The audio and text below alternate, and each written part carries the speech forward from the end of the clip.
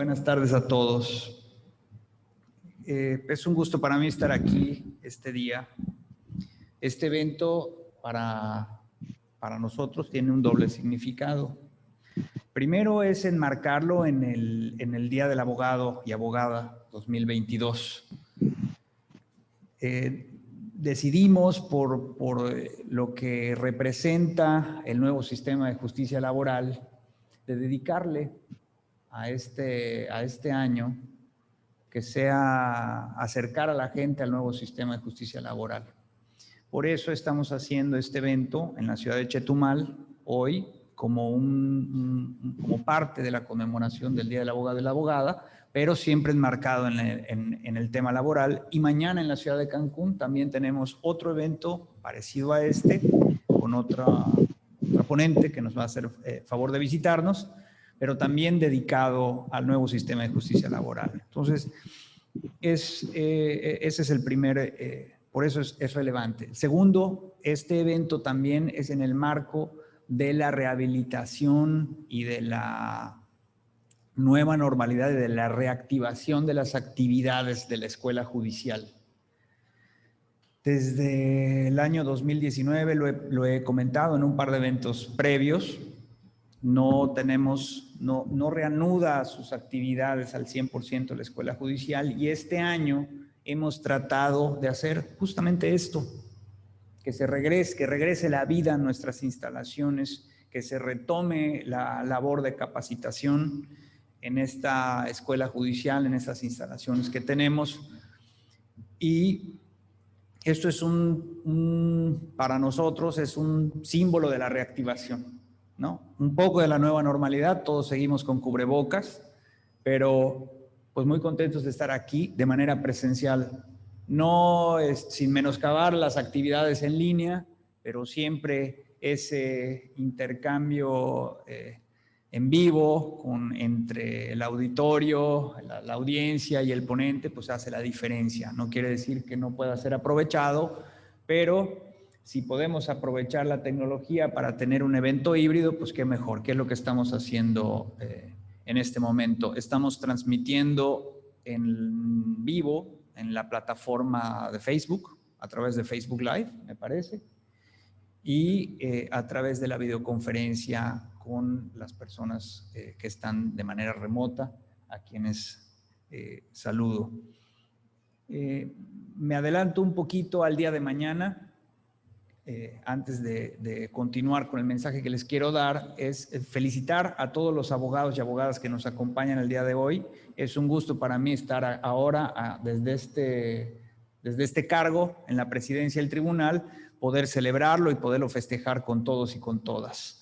Quiero concluir mi intervención siendo muy breve para darle oportunidad al ponente que nos va a ilustrar con este tema del curso intensivo sobre la sustanciación de audiencias en este nuevo sistema laboral. ¿Cómo estamos en Quintana Roo en el sistema de justicia laboral, en la implementación? Estamos todavía en la fase de implementación. Y quiero comentarles, quiero aprovechar este evento para dar este mensaje. ¿En qué estamos y cómo estamos? Como ustedes saben, y los que aún no tienen el dato, el 5 de noviembre del año pasado, de 2021, entraron en funciones ya formalmente los juzgados laborales del Estado.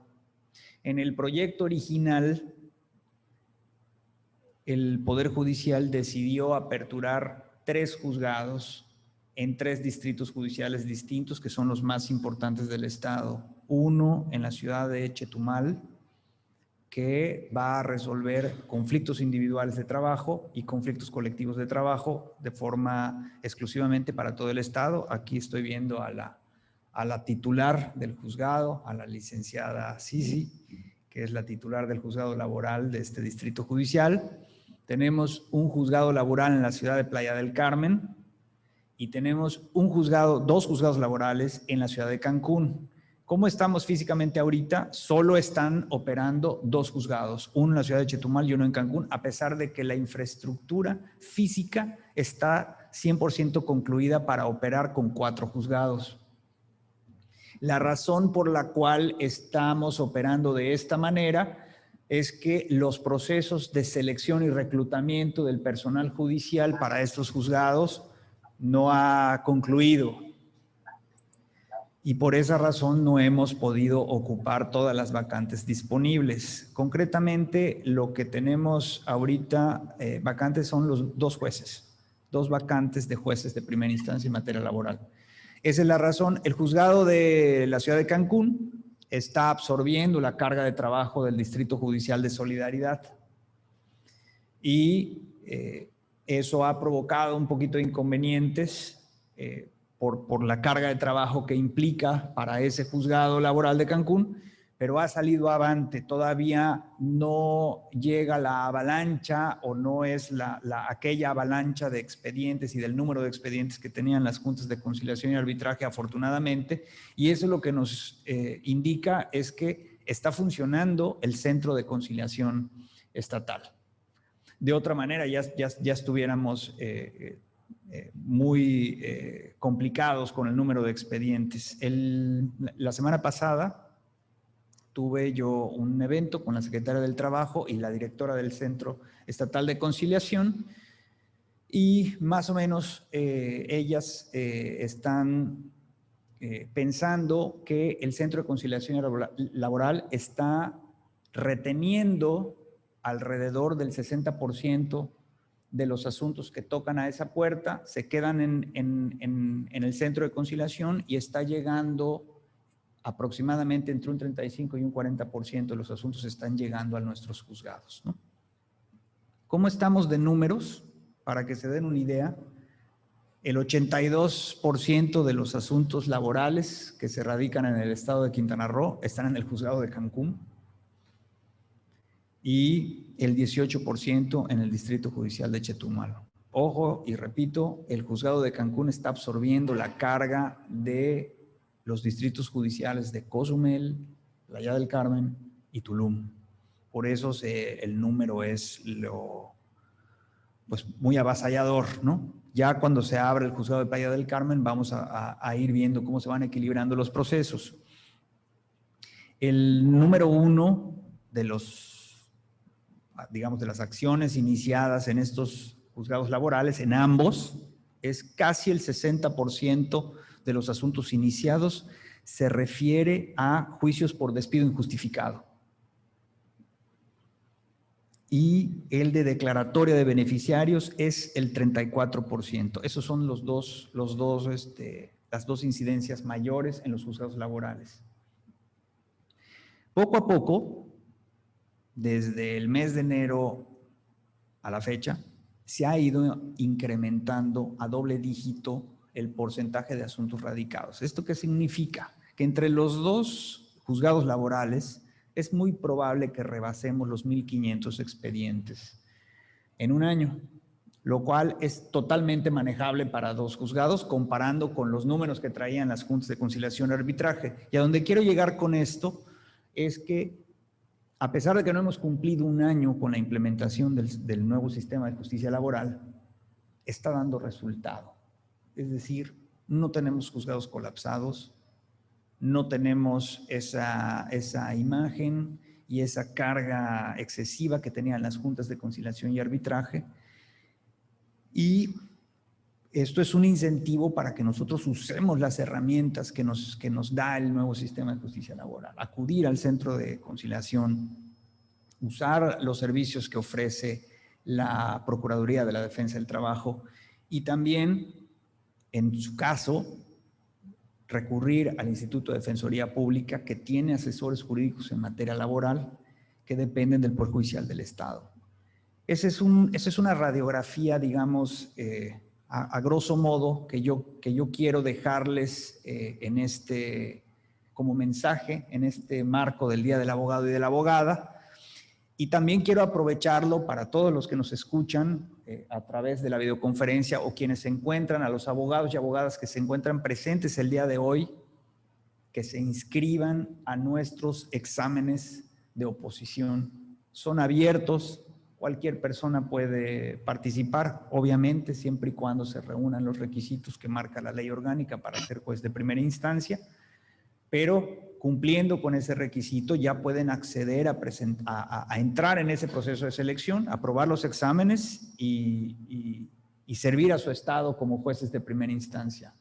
Se los comento y aprovecho este evento para hacer ese comercial, porque pronto, en el segundo semestre del año, vamos a abrir nuevamente concurso de oposición para jueces laborales. Tenemos 2 plazas y los invito a todos a participar. Es un proceso competido, más o menos en promedio, en los 2 concursos que ha abierto el Poder Judicial.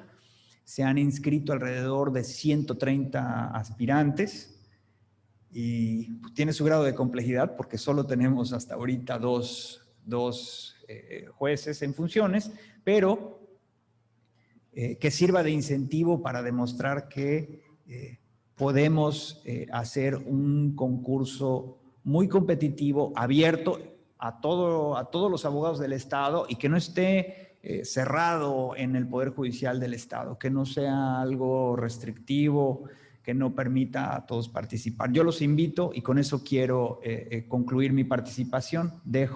Los dejo en buenas manos.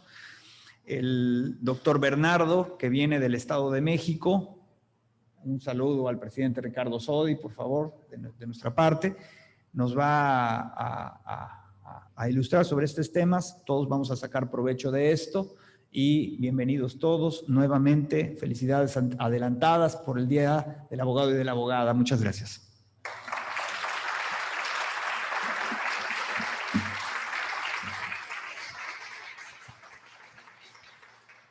Antes de iniciar, presentaremos la semblanza del doctor Bernardo Javier Cortés López, juez del Tribunal Laboral del Poder Judicial del Estado de México.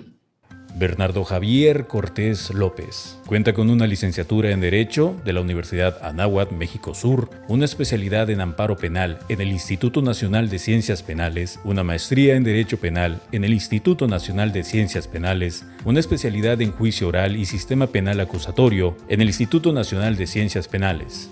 Máster La Protección Constitucional y en el Sistema Interamericano de los Derechos Humanos de la Universidad Complutense de Madrid, Instituto de Derecho Parlamentario, Universidad Nacional Autónoma de México, Instituto de Investigaciones Jurídicas. También estudió en la 21ª Academia de Destrezas en Litigación Oral, California Western School of Law, San Diego, California, Estados Unidos de Norteamérica. Cuenta con una especialidad en Derechos Humanos de la Universidad de Castilla-La Mancha, Centro Nacional de Derechos Humanos. Participó en el taller de capacitación en control de convencionalidad y taller de capacitación en control de convencionalidad y jurisprudencia interamericana del Instituto Interamericano de Derechos Humanos en San José, Costa Rica. Máster en Derecho Constitucional, Universidad de Castilla-La Mancha. Máster en Relaciones Laborales y Diálogo Social en Europa, Universidad de Castilla-La Mancha. Participó en el taller en técnicas de conciliación laboral del Servicio Federal de Mediación y Conciliación de los Estados Unidos de Norteamérica y la Secretaría del Trabajo y de Previsión Social. Doctor en Derechos Humanos del Centro de Estudios Superiores en Ciencias Jurídicas y Criminológicas. Cuenta con una maestría en Argumentación Jurídica de la Universidad Nacional del Litoral, Argentina.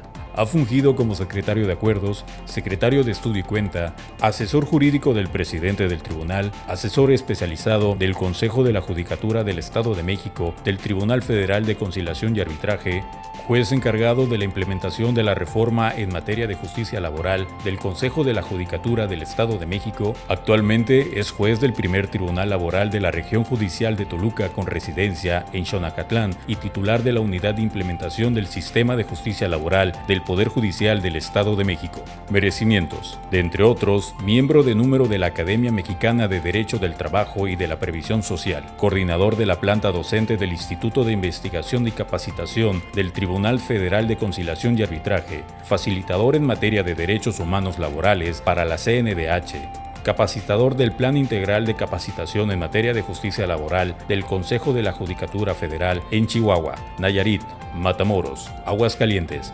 Acapulco y Campeche. Integrante de los tribunales académicos para la aplicación de exámenes de grado en la especialidad de Derecho Laboral en el Instituto de la Judicatura Federal. Capacitador en la implementación de la reforma en materia de justicia laboral en los poderes judiciales locales de Guanajuato, San Luis Potosí, Aguascalientes, Durango, Zacatecas, Hidalgo, Michoacán, Puebla, Morelos, Tlaxcala, Nuevo León, Campeche, Baja California Sur, Colima, Guerrero, Tabasco, Nayarit, Tamaulipas y Quintana Roo. Integrante de la subcomisión que redactó la iniciativa con proyecto de decreto por el que se expidió la Ley del Centro de Conciliación Laboral del Estado de México y se reformaron, entre otras, diversas disposiciones de la Ley Orgánica del Poder Judicial del Estado de México para la incorporación de los tribunales laborales al Poder Judicial. Su última publicación, Derecho del Trabajo Mexicano para el siglo XXI. A continuación, cedemos el uso de la palabra al doctor Bernardo Javier Cortés López para dar inicio a este curso.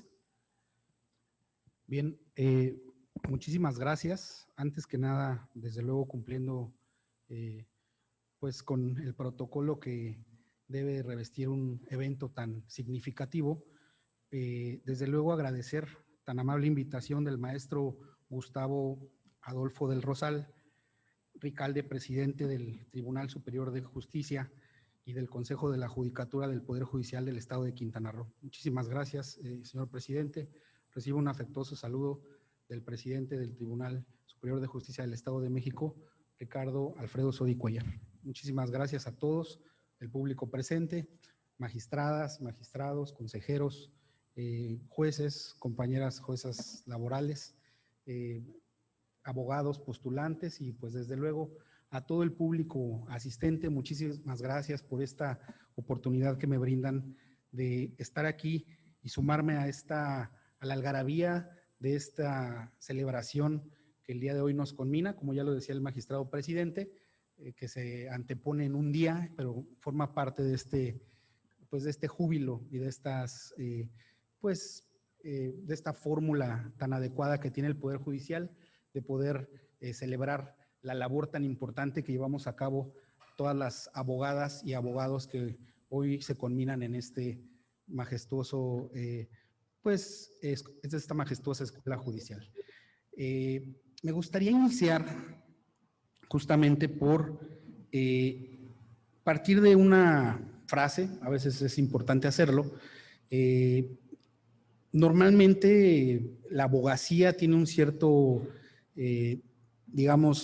una cierta cercanía con distintas artes y dentro de ellas pues la poesía, porque finalmente somos artífices de llevar a cabo la interpretación normativa y lo expresamos a través de la palabra. De ahí que exista un vínculo tan cercano con la poesía, y me gusta homologar una frase del poeta célebre mexicano Octavio Paz, ganador del Premio Nobel de Literatura, que establece: la sabiduría no está ni en la fijeza ni en el cambio, sino en la dialéctica entre ellos. Y hace algunos 5 años que presenté un libro, el cual coordiné para la Comisión Nacional de los Derechos Humanos, en el cual tuve oportunidad de participar con un artículo, se llamó Los Derechos Humanos Laborales, y estaba en pleno auge la reforma constitucional al apartado A, al artículo 123 constitucional, y que consistió justamente en esta reforma sustantiva de carácter adjetivo al procedimiento laboral. Y esta frase me hizo mucho sentido porque justamente el cambio, habla de un cambio, habla de los procesos de cambio, de que no están en la fijeza ni en el cambio, ¿no? Sino en la retórica que se conforma con motivo de este trance, de esta transición. Y de ahí, pues seguramente hemos asistido a muchos foros, seguramente se ha hablado muchísimo de la significación que ha tenido histórica esta reforma en materia de justicia laboral para el sistema jurídico mexicano y del impacto que esta ha tenido. No obstante ello, Me parece que cada vez el foro está más ávido de ir conociendo, de irnos adentrando justamente en las cuestiones más prácticas, en las cuestiones del día a día, en los retos que se nos formulan a los tribunales, en cada demanda, en cada petición, justamente como en todas las reformas constitucionales que ha habido en el ámbito procesal, pues existen estas dos alas, ¿no? El ala conservadora y el ala un poco más progres, ¿no? Que de alguna manera quiere sumarse al cambio, quiere intentarlo, y algunas otras alas que de alguna manera llegan a descalificar esta transformación, ¿no? Es una transformación profunda, es un cambio de paradigma, implica muchas cuestiones, y entonces yo parto de algunas cuestiones que iré destacando a lo largo de la presentación y que tienen que ver justamente con un consejo que me daba algún momento el director del INACIPE cuando a mí me tocó la transición de la reforma en materia penal. Y me decían, yo los invito a que quiten todo el, digamos, el bagaje que habían construido durante muchos años de academia, de práctica, y se permitan incorporarse a un cambio de paradigma, pero desde ceros. Y entonces, la primera frase que genera un poco de resistencia es: únicamente cambia la justicia laboral de las juntas a los tribunales. Primer grave error. Es lo mismo, es el mismo procedimiento. Yo llevo llevando a cabo este procedimiento 30 o 40 años. Y el consejo sería: nadie lleva más de 1 año, 8 meses de experiencia. Todos somos nuevos, todos aprendemos todos los días en este nuevo sistema de justicia laboral. Entonces, existe, me parece, un cambio consustancial, un cambio radical, porque además de ello, tenemos otra complicación que se adiciona, que es la reforma constitucional en materia de derechos humanos, 2011. Y cuando apenas estábamos empezando a digerir este cambio procesal, que ha de alguna manera modificado sustancialmente el procedimiento en el sistema jurídico mexicano, impactando sobre cualquier materia, no solo sobre la materia laboral, dando ahínco y un cierto proceso de consolidación de ciertas figuras a las cuales me referiré ahora, que es la tutela jurisdiccional efectiva. Y partiendo de esta tutela jurisdiccional efectiva, una serie de desarrollo jurisprudencial en esta materia que ha impactado fuertemente a todas las materias. No obstante ello, la materia laboral, como saben, ahora no es que ahora sea oral, siempre ha sido oral. No obstante ello, únicamente la oralidad se ciñó al desahogo de pruebas, a la entrevista de peritos, al desahogo de testimoniales, al desahogo de confesionales. Hoy, en este nuevo paradigma, significa una transformación tanto para la postulancia como para la administración de justicia. Y voy a tratar de ser un poco explícito. ¿De qué va a consistir este curso, digamos, esta charla entre colegas, entre profesionistas, entre abogados? ¿En qué va a consistir?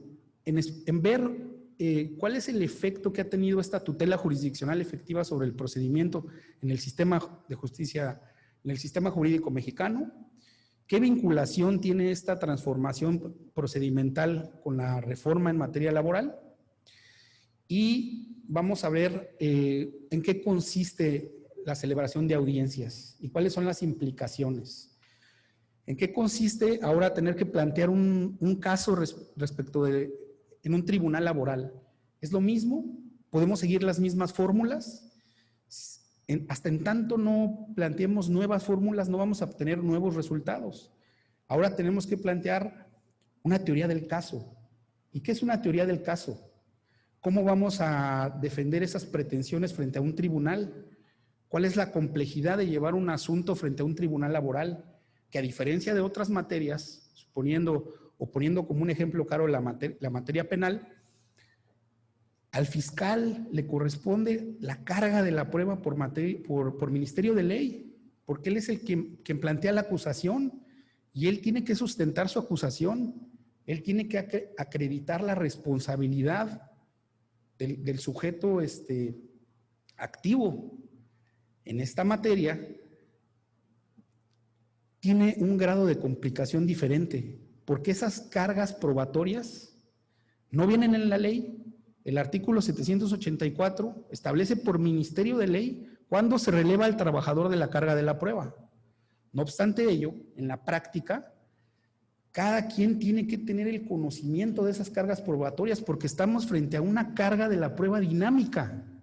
Y ese dinamismo en la carga de la prueba significa que durante el procedimiento el juez no va a establecer, no va a distribuir esas cargas probatorias, sino cada quien, con motivo del conocimiento de la distribución de las cargas probatorias, de cómo se plantean las prestaciones y cómo se plantean las excepciones, estas cargas de la prueba en mayor medida se encuentran en los criterios de precedentes, en los criterios jurisprudenciales, y corresponderá a cada uno de los que se encuentren en esa sala de audiencias tener claridad en cuál es el estado del procedimiento, porque la ley nos establece y nos señala, se establecerán los hechos no controvertidos.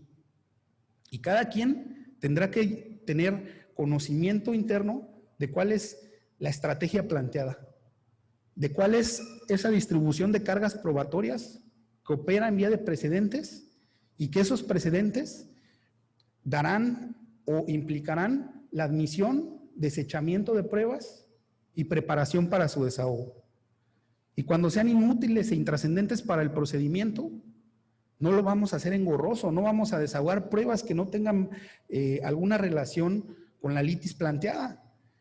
Pero como venimos de una tradición jurídica, de un Estado de derecho de libertades, el cual fue creciendo, se fue desarrollando a partir de victorias, en algún momento no nos hemos dado cuenta que ahora estamos en un estado social, en un estado democrático, en el cual existe otra comunicación con los derechos humanos. Esta comunicación con los derechos humanos establecen, pues justamente, una nueva forma interpretativa, una nueva fórmula que ya no es en la estricta interpretación de la ley, sino que ahora la interpretación de la ley, y más en la materia social por antonomasia, se da a partir de principios. Y esos principios tienen que ser consustanciales con lo que establece la norma constitucional. Y es ahí en donde todo empieza a resultar un poco más complicado. En este sentido, ¿qué ha señalado la Corte que debemos entender por esta tutela jurisdiccional efectiva?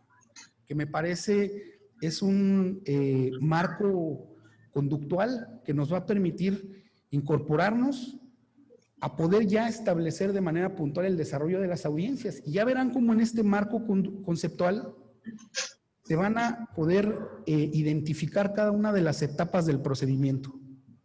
Primero, tenemos que establecer que esta tutela jurisdiccional efectiva que se incorporó al sistema jurídico mexicano a través de la materia administrativa en la vía de los precedentes, se fue configurando y fue llamándose de manera aleatoria tutela judicial efectiva, tutela jurisdiccional efectiva. Se fue acuñando este término y generó un cierto grado de confusiones. ¿Por qué? Porque todos los subderechos fundamentales que conforman la tutela jurisdiccional efectiva tienen un eje transversal que vincula a todos los subderechos, que es el dictado y cumplimiento de la sentencia. El primero de los subderechos fundamentales es el acceso a la justicia. ¿Y qué debemos de entender por acceso a la justicia? El acceso a la justicia no es otra cosa que la potestad subjetiva de carácter adjetivo con el que cuentan todas las personas para instar a un órgano jurisdiccional y someter ante este una controversia. Y este órgano jurisdiccional debe de actuar a partir de los principios de gratuidad, de imparcialidad, de expedites,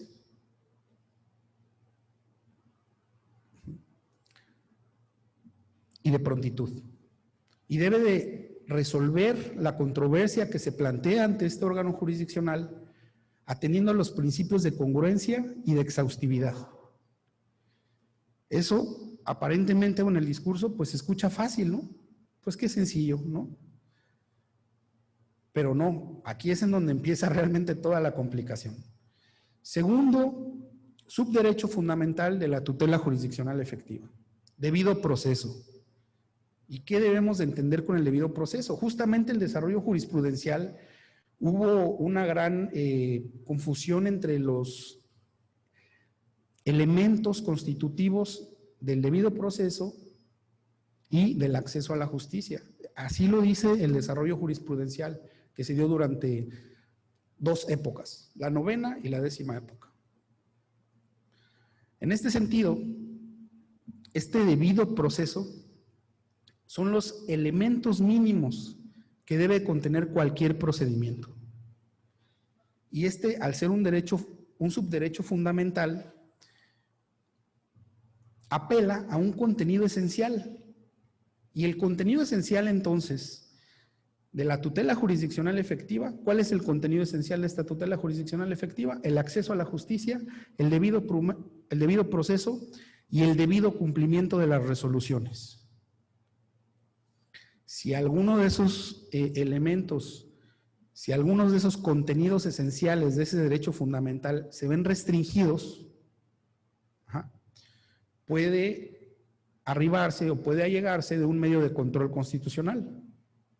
En ese sentido, el debido proceso tiene o son todos aquellos elementos mínimos que deben de verificarse en un procedimiento. ¿Y cuáles son? ¿Qué ha dicho la Corte? ¿Cuáles son todos estos elementos mínimos? La demanda, el emplazamiento, la contestación a la demanda,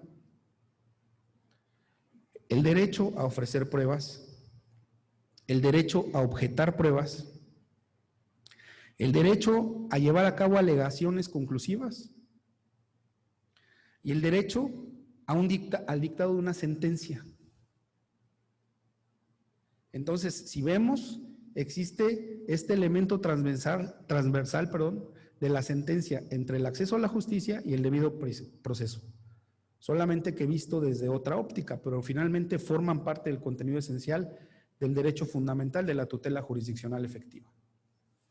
Y finalmente, el debido cumplimiento de las resoluciones propiamente no tiene un contenido esencial derivado de la norma, sino tiene un contenido esencial derivado de la Corte Interamericana, de los criterios que ha emitido la Corte Interamericana. ¿Y cuál es el contenido esencial de ese debido cumplimiento de las resoluciones? Al menos en materia laboral, es el impulso procesal. Sabemos que en la materia laboral, el procedimiento de ejecución se sigue a instancia de parte. No es de carácter oficioso. Entonces, si no hay un impulso procesal, este contenido esencial de este subderecho fundamental no se cumple, no se colma. Como segundo elemento, tenemos la complejidad para poder ejecutar la sentencia, porque no todas las sentencias tendrán la misma complejidad para su ejecución. Como tercer elemento, tenemos la imposibilidad material o jurídica para cumplir la sentencia. ¿Por qué esto es así?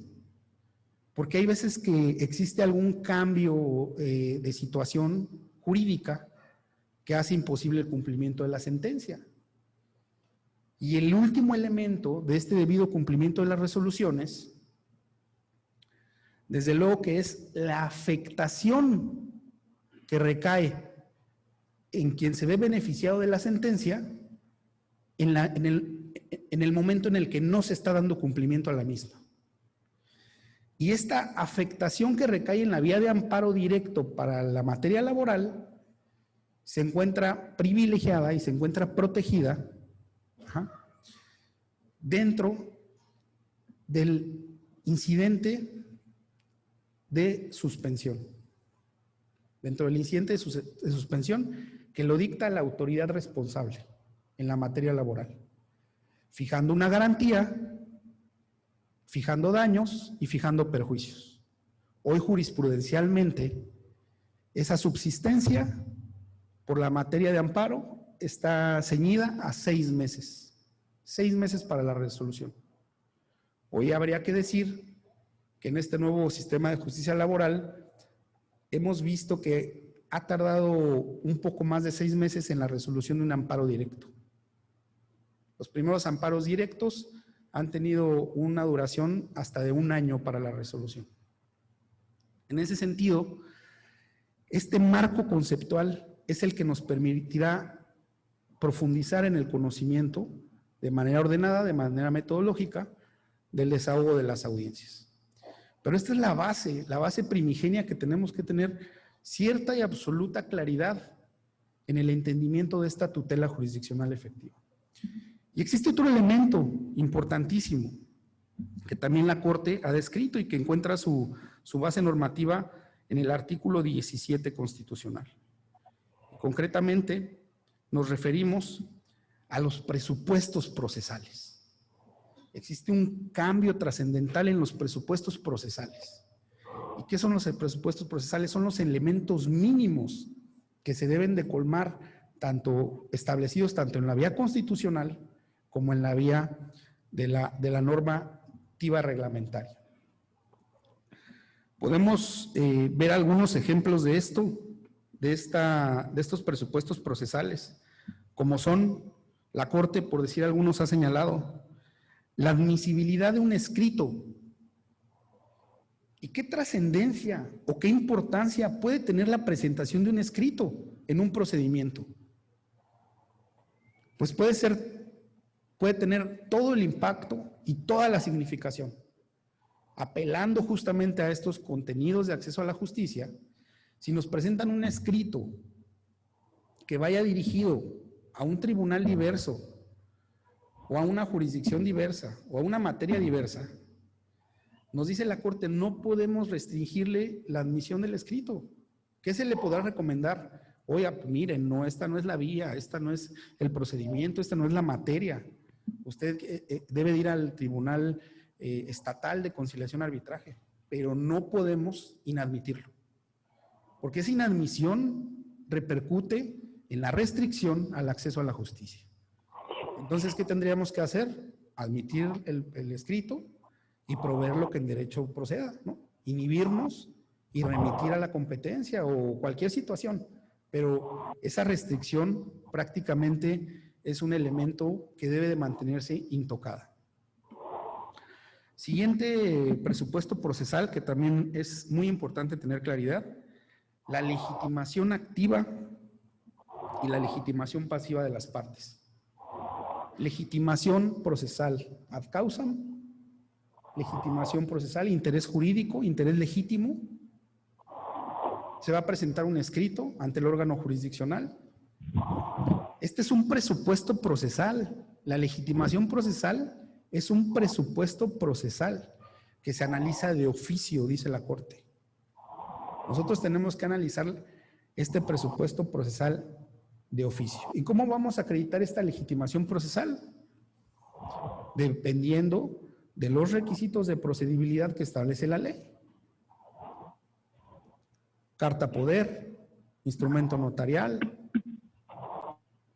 ¿Cuál es el momento procesal para analizar este presupuesto procesal de interés jurídico?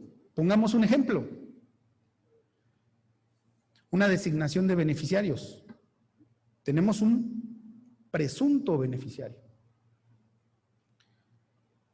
Inmediatamente que presente la demanda, y si es una designación de beneficiarios controvertida, ¿qué va a decir el demandado? Probablemente me allano.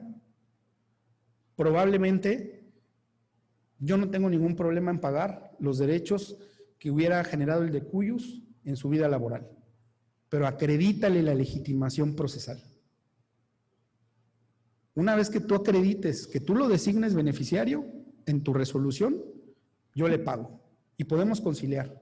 ¿Y cuál va a ser este momento procesal oportuno para analizar, en este caso no de oficio, o de advertir o de plantear el análisis de esta legitimación procesal en la audiencia preliminar? Este es solo un ejemplo. La Corte ha planteado diversos presupuestos procesales, como puede ser la representación, como puede ser la oportunidad en la interposición de la acción, excepción o defensa, la competencia del órgano ante el cual se promueve, la procedencia de la vía. Pero esta procedencia de la vía también es un presupuesto procesal que se analiza de oficio. Y en otro momento, ¿qué hubiéramos hecho? Se presenta un escrito de manera inadecuada, pues inadmitimos a trámite y que lo vuelva a presentar tantas veces sea hasta que le dé al clavo. Pues ahora no. Necesitamos reencauzar la vía oficiosamente. Eso ha dicho la Corte. Entonces, las reglas van cambiando, van evolucionando, y de pronto, si presenta un procedimiento, el procedimiento por default, que seguramente fue el primero que tuvieron, designación de beneficiarios a través de un procedimiento paraprocesal.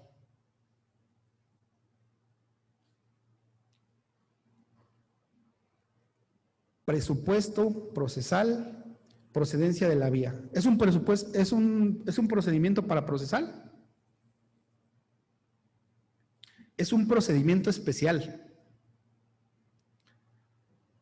Es un procedimiento especial porque así lo dice la ley. Y nosotros no podemos llegar y decirle, oye, ¿sabes qué? Te voy a inadmitir porque no lo planteaste correctamente. No. Lo admito, reencauzo la vía y le doy trámite. Entonces, son cuestiones que a veces van jugando un poco más de, digamos, de reto, van suponiendo un reto mayor, porque aquí no estamos en una suplencia de la deficiencia de la demanda. No estamos en verificar el derecho como parte del subderecho fundamental de debido proceso, de la debida representación, de la debida defensa y representación. No, estamos en un momento previo, en un reencauzamiento de la vía. Una vez establecido este marco referencial de derechos fundamentales, entonces sí ya podemos analizar en qué ha cambiado procedimentalmente o sustancialmente este derecho procesal de cara a las audiencias, que es la materia que nos atañe el día de hoy. ¿Cuáles son las implicaciones que esto tiene? ¿Cuáles son los retos? ¿Cuáles son las condiciones en las que no podemos incurrir?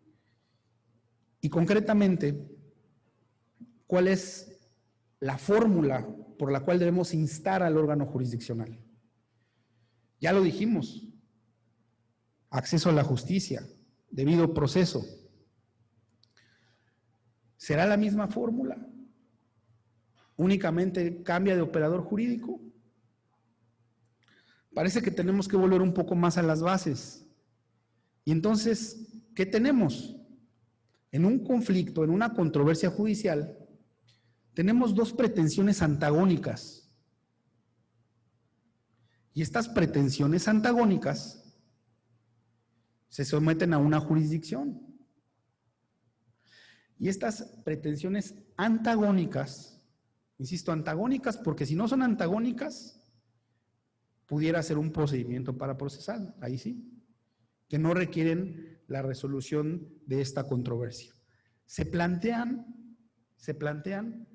a través de las razones, de las justificaciones que establecen las partes. ¿Y cómo establecen esas razones? A través de hechos. Los hechos como hilo conductor del procedimiento. Y este hilo conductor del procedimiento va a justificar esas razones. Y a esas razones le vamos a llamar prestaciones y a las antagónicas le vamos a llamar excepciones. El problema es que en el ejercicio profesional muchas veces no podemos identificar la distinción entre excepciones y defensas. Una excepción no es lo mismo que una defensa. Y entonces cuando se plantea la demanda, vamos a veces replicando las mismas cuestiones en todos los apartados. ¿Cuáles son las prestaciones? Es decir, las pretensiones que quiere hacer valer una de las partes. Y esas pretensiones que quiere hacer valer una de las partes las va a plantear a través de un elemento fáctico, de los hechos. Y esos hechos, a su vez, en el momento en el que se da contestación a estos hechos, eso es una defensa. Porque la defensa se mueve en el ámbito de la facticidad. No incorpora elementos normativos y debemos tener mucha claridad en ese punto, desde una postulancia tecnificada. Porque ya vimos cuáles son los elementos del marco referencial y ya veremos que cada una de las etapas del procedimiento laboral corresponde o tiene correspondencia con ese marco constitucional referencial.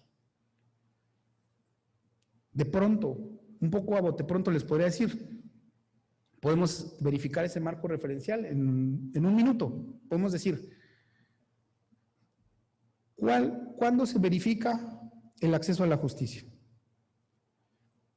Vinculado con el debido proceso. Presentación de demanda, contestación de demanda, ofrecimiento de pruebas.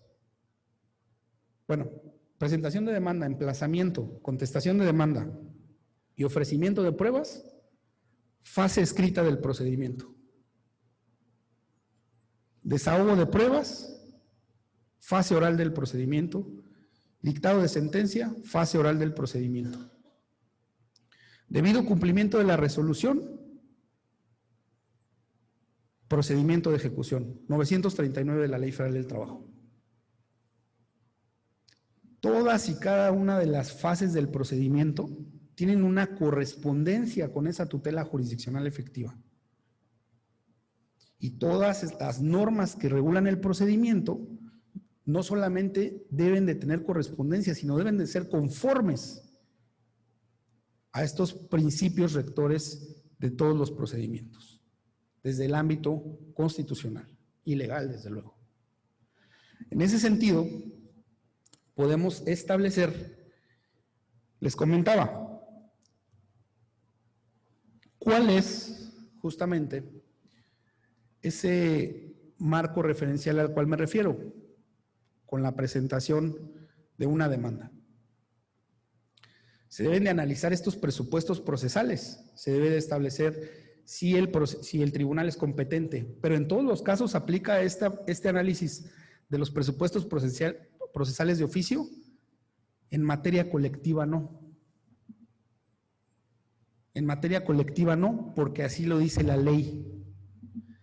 No podrá haber pronunciamiento alguno sobre la competencia hasta en tanto se perfeccione la relación procesal. Es decir, hasta que se emplace a la parte demandada. Lleva otro tratamiento. Es un tratamiento diversificado. No podemos analizar ese presupuesto procesal, no lo podemos analizar de oficio y de manera previa. Estos componentes de la tutela jurisdiccional efectiva también nos dicen, el desarrollo jurisprudencial, que hay uno previo a juicio, hay uno que se da durante el juicio y hay uno que se da posterior al juicio, es decir, posterior al dictado de la sentencia. En ese sentido, tenemos un nuevo procedimiento en el cual nos vamos a abocar directamente a la fase de las audiencias, que es la materia que nos culmina el día de hoy. No obstante ello, resultaba de suma importancia establecer este marco referencial. Existen dos subderechos fundamentales de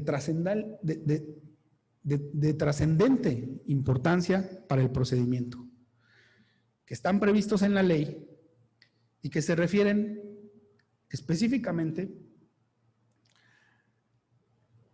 al subderecho fundamental de la debida defensa y representación de los intereses, número 1, y número 2, a la suplencia en la deficiencia de la demanda. La suplencia en la deficiencia de la demanda únicamente aplica, así al menos lo establece la ley. Existe ahí una digamos, conjetura que se puede suscitar de la ley en cuanto a que pudiera pensarse que solamente aplica para trabajadores y presuntos beneficiarios y que sea un derecho extensivo que aplique para todos los justiciables. No obstante ello, se debe de prevenir cuando se advierta una reiterada deficiencia técnica. Es decir, el contenido esencial de este derecho no solamente implica que quien ostente la representación de los intereses cuente con una cédula profesional, sino también que tenga conocimientos técnicos en el procedimiento de que se trata.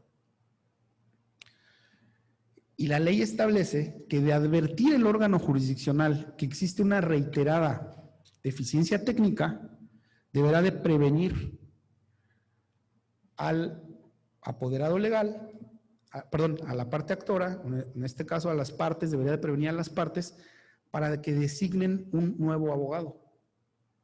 Y se le deberá de hacer del conocimiento de la existencia de la Procuraduría. No podemos obligar al trabajador a que opte por esta alternativa, pero debemos de verificar ese derecho en su favor. Si el trabajador insiste en que quiere continuar con esa defensa y representación, pues ya será él tendrá que asumir las consecuencias. Pero existe una cierta confusión entre este derecho y el derecho que tienen las partes de que el tribunal subsane la demanda, lo prevenga para subsanar una posible deficiencia en la demanda. Pero esta posible subsanación tiene un límite que establece la ley y es en el ámbito probatorio. Entonces, apelamos a aquella máxima, aquella frase máxima que, y ofrezco una disculpa, de palo dado ni Dios lo quita, ¿no? Prácticamente. Porque si la parte actora o beneficiaria presenta una demanda y no ofrece pruebas u ofrece mal las pruebas, ya no hay una fórmula para poder subsanar esa situación, para subsanar esa deficiencia. Prácticamente la deficiencia se verifica una vez respecto del ámbito fáctico. Y entonces ahí es cuando empieza a tomar sentido poder tener claridad y establecer cuál es la diferencia entre una defensa y una excepción. Porque la defensa únicamente se mueve en el ámbito fáctico, en el ámbito de los hechos. ¿Y cuáles pueden ser las dimensiones de esas defensas? Pueden tener un ámbito de afirmación, pueden tener un ámbito de negación o pueden tener un ámbito de omisión justificada. Hablando en cristiano, se te imputa este hecho, niego, o es falso, o decían anteriormente, niego, es falso de toda falsedad, ¿no? Así decían.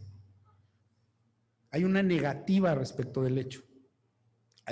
Puede haber una afirmación respecto del hecho, o puede haber una omisión justificada por no tratarse de un hecho propio. Esos son los únicos sentidos en los cuales se puede mover o se debe mover la defensa. Si se involucra una cuestión normativa a una cuestión de hecho, entonces estamos frente a una excepción. El constructo de la excepción es un elemento normativo y un elemento fáctico. En ese sentido, vamos a tener esa distinción. ¿Y por qué es importante establecer esa excepción, esa distinción?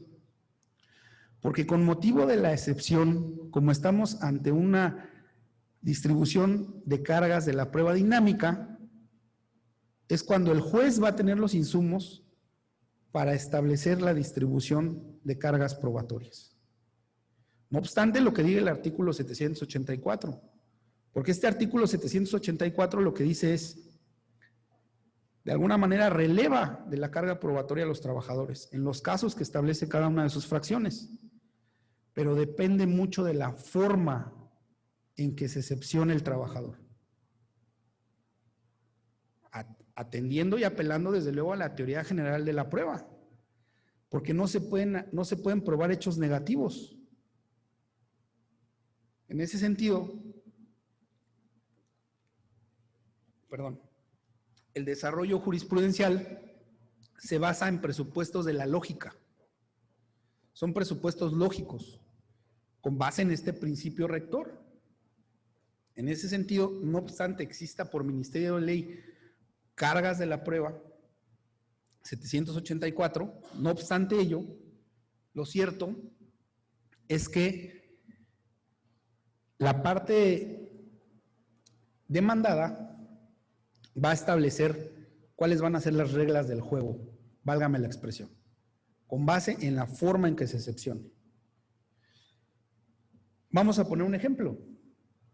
Si la parte demandada niega lisa y llanamente la existencia de la relación laboral, que no es lo mismo la negativa de la existencia del despido, porque la negativa de la existencia del despido incorpora una afirmación, porque si hay despido, pues hay relación. Entonces, si tenemos una negativa lisa y llana de la relación de trabajo, dependerá la admisión que voy a tener de las pruebas. Porque ¿cómo voy a admitir la inspección laboral de una negativa? Si ya dijo que no existe relación laboral, ¿y qué dice la jurisprudencia para este supuesto? Va a existir una flexibilización en el estándar probatorio. Con cualquier elemento que el actor acredite la existencia de la relación laboral, se articula o se actualiza esa consecuencia procesal. ¿Por qué? Porque esto es así. Porque la ley releva de la carga de la prueba, pero dice, si tú únicamente negaste la existencia de la relación laboral para relevar al actor de la carga de la prueba, para relevar al patrón de la carga de la prueba, tu consecuencia procesal es que con cualquier elemento, incluso a nivel de indicio, que se acredite la existencia de la relación laboral, proceden todas las prestaciones. Porque actuaste indebidamente, de manera ventajosa, quisiste relevar la carga de la prueba sin mayores elementos. Entonces vamos a ir construyendo, de alguna manera, esta teoría del caso, que justamente surge como una estrategia de identificar perfectamente cuáles son las pretensiones que se van a someter al órgano jurisdiccional. Pero esas pretensiones vinculan hechos y esos hechos vinculan pruebas. Y esas pruebas vinculan persuadir a través de la retórica, a través de la dialéctica, al órgano jurisdiccional de que, asumiendo las cargas de la prueba que le correspondían a cada una de las partes, colmó su fatiga procesal. ¿Qué es lo complicado? Que si no tenemos claridad en cuáles son las pretensiones que planteamos, si no tenemos claridad en cuáles son las cargas probatorias, Difícilmente vamos a poder ofrecer pruebas asequibles al procedimiento a fin de sustentar la pretensión que se hace valer ante el órgano jurisdiccional. Diferente sería que en la ley se hubiera planteado que en la audiencia preliminar se fijaran los hechos controvertidos, porque eso facilitaría todo. Si se establecieran los hechos controvertidos es A, B y C, pues ya sé que los medios de prueba tienen que tener una cierta idoneidad en el animus probandi de acreditar un cierto hecho. La complicación aquí es que cada quien debe de tener en su mente esa estrategia. Pero la forma en que se contesta la demanda también debe tener una inercia estratégica. Porque si únicamente se plantean las pretensiones de las partes sin mayor sentido, tratando de caer en consecuentismos procesales,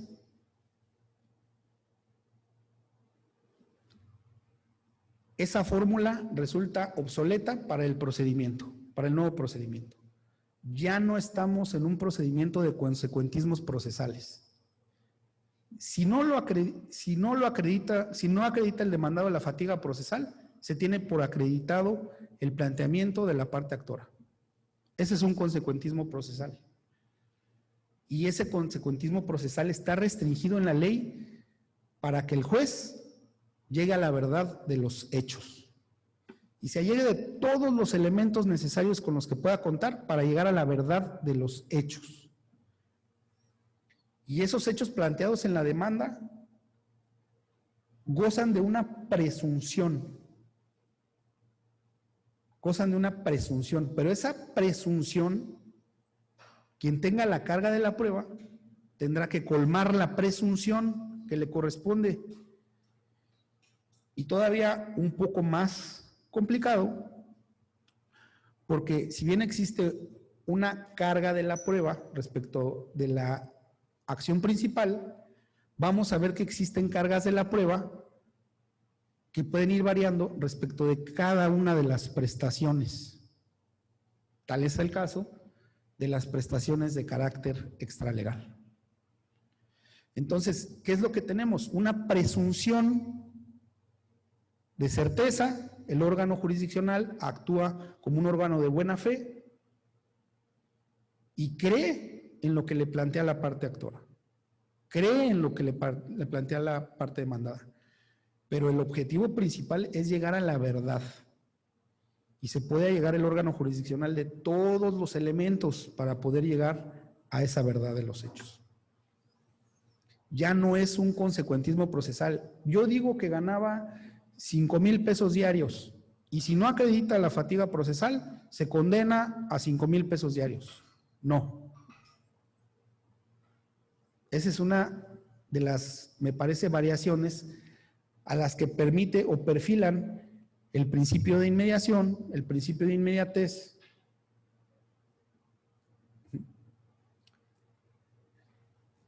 Los principios rectores del procedimiento laboral.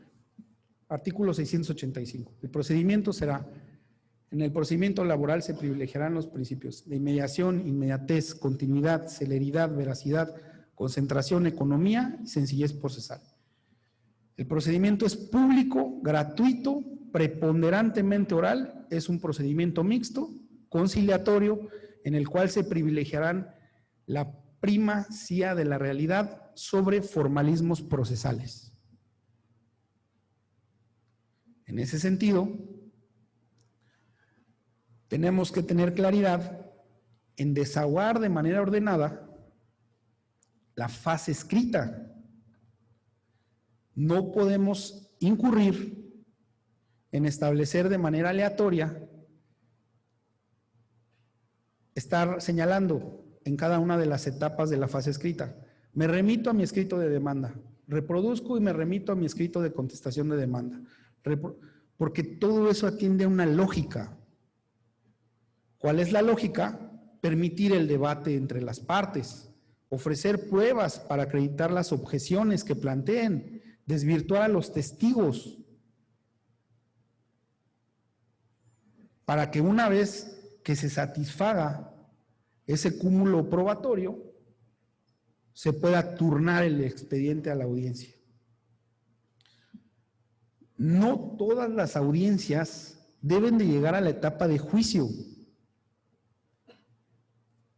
Ese principio atenta contra los principios rectores de la oralidad porque se deben de privilegiar, lo establece la Constitución, artículo 17 y la ley, a los medios alternos de solución de controversias sobre formalismos procesales sin violentar los principios del debido proceso. ¿Y cuáles son los principios del debido proceso? Ya lo dijimos.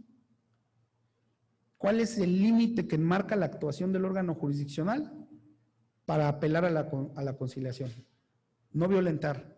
Demanda, emplazamiento, contestación, ofrecimiento de pruebas, desahogo de pruebas, alegatos y sentencia.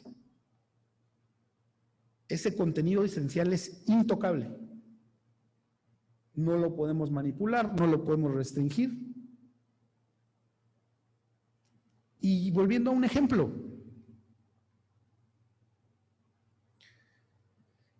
sabemos que anteriormente, en la novena época, no era una causal de agravio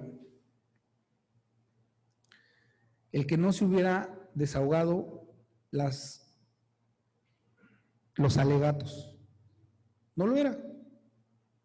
No lo era, ¿por qué? Pues porque prácticamente era tener el uso de la voz hasta 20 minutos y pues mejor tráemelo por escrito, lo incorporamos.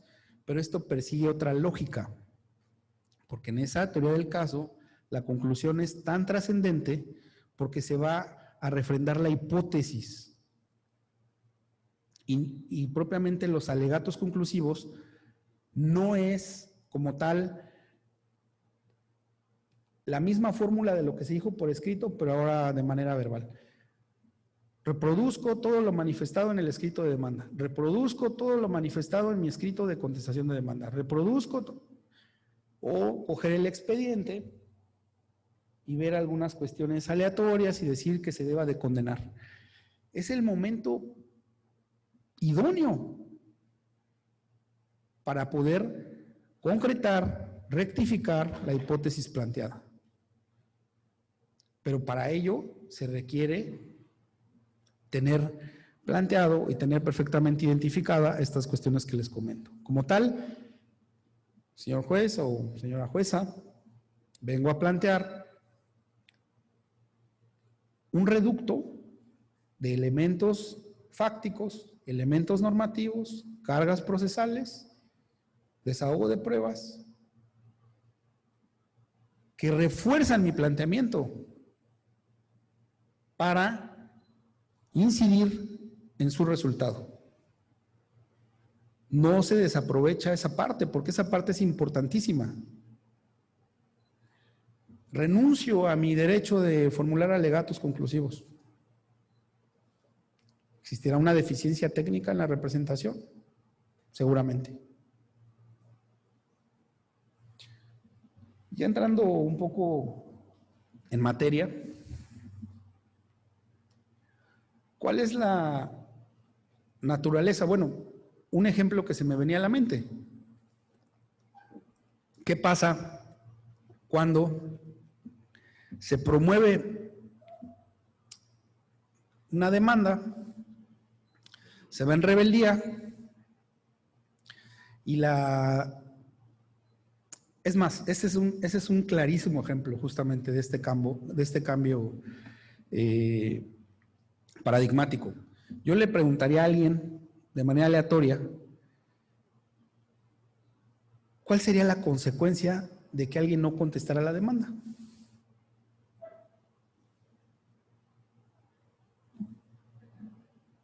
¿Cuál?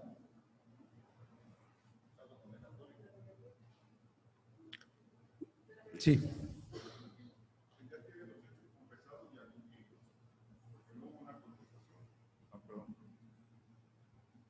Bueno, sí, si no contesta usted la demanda, pues ya perdió su derecho para hacer ese marco, ese cuadro que dice de la defensa, ¿verdad? Ya la titularidad para poder exponer una excepción o una defensa, ¿de dónde la va a sacar? A excepción aquella que ofreciera pruebas para demostrar que no fue su trabajador ¿verdad? O que no hubo la relación laboral.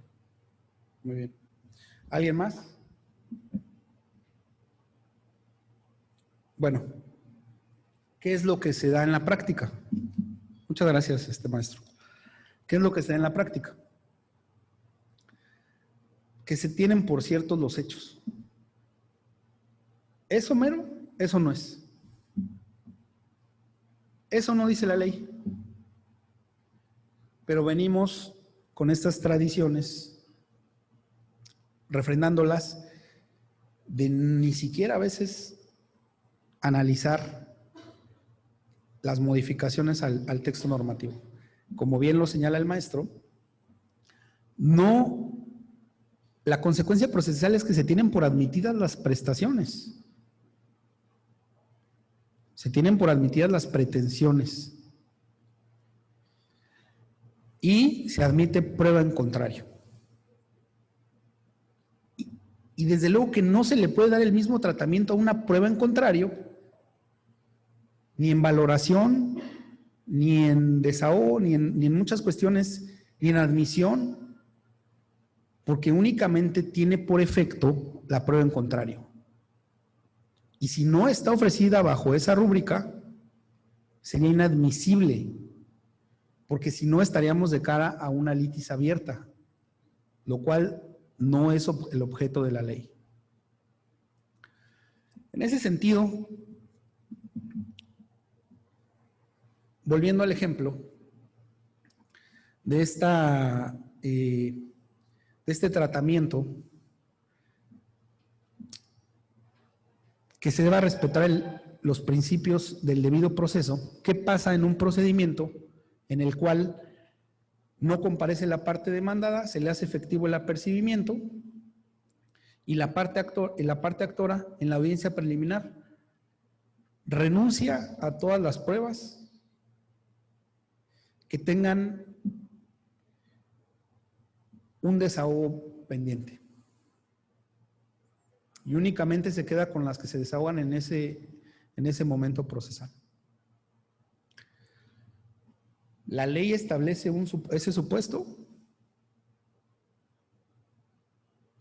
Pues lo cierto es que la ley únicamente establece un supuesto cuando únicamente la litis se reduzca a un punto de derecho. Pero este no sería el caso. Entonces, ¿qué es lo que tenemos que verificar? El derecho de la contraparte de hacer sus alegaciones conclusivas. Pero esa parte no vino a la audiencia. Y si ya no existe otra prueba pendiente por desahogar, ¿se puede verificar el derecho de alegaciones conclusivas en la audiencia preliminar? Y más allá de ello, ¿se puede remitir a sentencia el expediente? ¿Bajo qué artículo se va a fijar la temporalidad para el dictado de la sentencia? Porque la ley no prevé esa situación. Se estarían violentando el derecho de la contraparte de llevar a cabo sus alegatos. Ya no hay pruebas pendientes por desahogar. Entonces, de manera análoga, lo que se ha hecho, apelando a lo dispuesto en el principio del artículo 17 de la Ley Federal del Trabajo, del artículo 18 de la Ley Federal del Trabajo, la figura análoga. Y en ese sentido, se le verifica el derecho de las alegaciones y se turna a sentencia, estableciendo para ello un término de 3 días. ¿Se violentaron los principios del debido proceso? No. No alargamos el procedimiento a una audiencia que tiene por objeto, una audiencia de juicio, el desahogo de las pruebas, donde no hay pruebas para desahogar. Ese sería un ejemplo. Entonces, ¿cuáles son los, no sé cómo vayamos de tiempo, pero si no, bueno, creo que vamos bien, no lo sé. Espero. Me comentaron que había que hacer una pausa, pero creo que vamos bien. Entonces, en ese sentido, ¿cuáles son los elementos que vamos a desahogar en la audiencia preliminar? ya está preparado, ya se turnan los autos a la audiencia preliminar. ¿Y cuáles son? Depuración del procedimiento. ¿En qué consiste esta depuración del procedimiento? Ya lo habíamos comentado. Legitimación procesal ad causam, resolución de excepciones dilatorias, establecimiento de hechos no controvertidos, admisión, desechamiento y preparación para el desahogo de las pruebas y fijación de la audiencia de juicio. Resolución de recursos de reconsideración.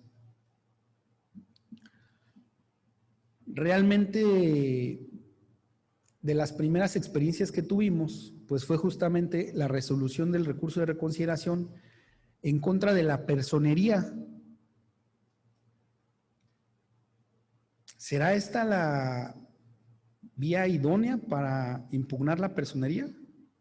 ¿Un recurso de reconsideración? Si atendemos al principio de la especialidad, existiría un medio ordinario de defensa para impugnar la personería. No obstante, se pueda combatir a través de una excepción procesal.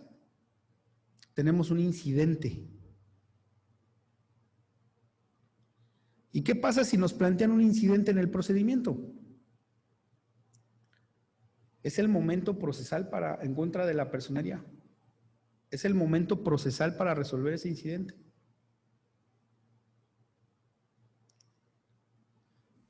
Se han presentado algunos recursos de reconsideración. Estos se tienen que formular de manera oral. También se han presentado en la fase escrita. No podemos inadmitirlo, simplemente señalar que se resolverá o se proveerá lo conducente en la audiencia preliminar. Pero este recurso de reconsideración se debe formular y plantear de manera oral, haciendo valer los conceptos de violación, haciendo valer, ofreciendo las pruebas respectivas, y se resolverá de plano en la audiencia preliminar. Este recurso de reconsideración puede variar la situación jurídica del procedimiento, seguro sí. También se puede hacer de manera oficiosa, sin que implique la emisión de resoluciones contradictorias. En este sentido, viene una parte importantísima dentro del procedimiento de depuración, que es, una vez que se tiene por acreditar la legitimación procesal ad causam, una vez que se tienen por analizadas las excepciones dilatorias, que la Corte en realidad ha dicho cuáles son la distinción entre excepciones dilatorias y excepciones perentorias. La verdad es que me parece que en el desarrollo jurisprudencial no nos da mucha luz en cuanto a este concepto, porque casi es de naturaleza gramatical. Es decir, dice, las excepciones dilatorias tienen por objeto dilatar el procedimiento, mientras que las excepciones perentorias tienen por objeto destruir el procedimiento. Entonces, propiamente, ¿cuál sería la excepción dilatoria a la cual se ceñiría el procedimiento? Excepción de oscuridad, defecto o deficiencia en la demanda. Ergo 871, artículo 871, con la suplencia en la deficiencia de la demanda y del presunto beneficiario, no podríamos estar ante la presencia de la actualización de una excepción de oscuridad y defecto en la demanda, porque no habría hecho correctamente el tribunal una adecuada suplencia. En ese sentido, estaríamos ante la imposibilidad de resolución, según lo establece la ley, de resolución de excepciones procesales. Y se ha preguntado en los foros, ¿Se podría resolver una excepción de prescripción de la acción en audiencia preliminar? No se podría, desde luego, porque es una excepción procesal. No obstante ello, la pregunta sería, ¿para qué me espero hasta el dictado de la sentencia? ¿Para qué desahogo pruebas si probablemente esa acción ya esté prescrita? Y no daría lugar a agotar el aparato jurisdiccional. No obstante ello, existe una restricción en la ley en la cual dice excepciones dilatorias. En ese sentido, una vez que nosotros, como órgano jurisdiccional, o el órgano jurisdiccional tenga perfectamente establecida cuál es la litis planteada, que ya dijimos, o no hemos dicho, pero de facto, la litis, la relación procesal se formaliza con la contestación de la demanda. Y existen algunas excepciones para admisión de pruebas, que son para acreditar las objeciones dentro de la fase escrita, ampliación de la demanda en caso de hechos novedosos, en el caso de llamamiento de terceros, y la prueba en contrario, que ya refería el maestro. Fuera de esas excepciones, no existe alguna otra posibilidad de ofrecer pruebas fuera de la formalización del procedimiento. Y entonces, si hay claridad en la forma en la que quedó formalizado el procedimiento de iure al momento de contestar la demanda y de facto en el momento de la audiencia preliminar,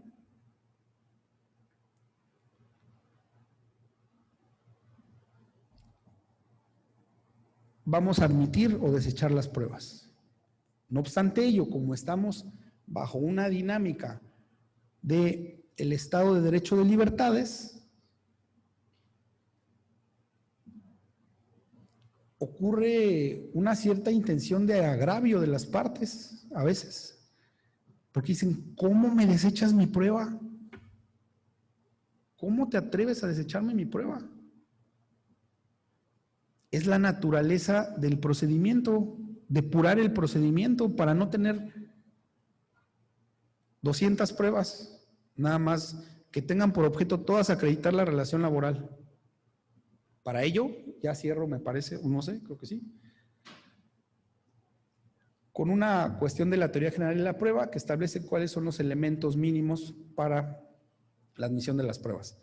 No obstante ello, apelando a la señalización, no sé si haya una dinámica de pruebas o de preguntas, perdón, o salimos regresando. Bueno, son ustedes muy amables por su atención. Muchas gracias.